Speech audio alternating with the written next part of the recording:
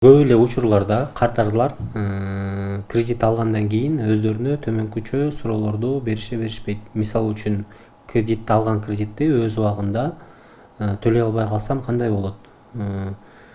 Бул жашоодо ар кандай нерселер болот.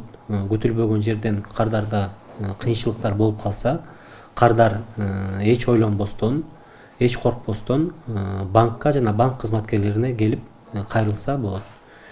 Бул биринчиден кардардын өзүнө жакшы, себеби кардардын кредитная история деп коет, кредиттик тарыхы бузулбайт. Экинчиден алган кредиттин пайыздары өспөйт. Үчүнчүдөн кардар өзүн кыйнабастан жана банкты кыйнабастан бир чечимге келип, өзүнө жана банкка жардам бериши мүмкүн. Кандай жардамдар болот? Төлөмдөрүн узартып берсек болот, же болбосо ошол кыйналып турган убактында негизги суммаларын аз кылып коюп берип, же болбосо пайыздарын гана төлөп бергендей шарт коюп берсек болот.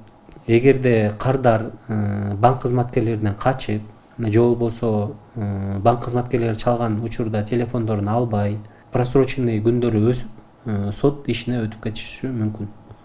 Сот иштери өтүп кетсе, бул кардар үчүн өтө эле жаман көрүнүш, себеби залогко койгон үйүн кардар алдырып коюшу да мүмкүн. Ошондой кыйынчылыктар кардар менен банк кызматкерлеринин ортосунда болбош үчүн кардарлар коркпостон, уялбастан өздөрүнүн колундагы келишимдерин көтөрүп, болуп аткан кыйынчылыктарындагы негизиндеги тастыктоочу кагаздардын баарын алып, банк кызматкерлерине келип арыз жазса, банк кызматкерлери кардарга жардам бергенге ар дайым даяр.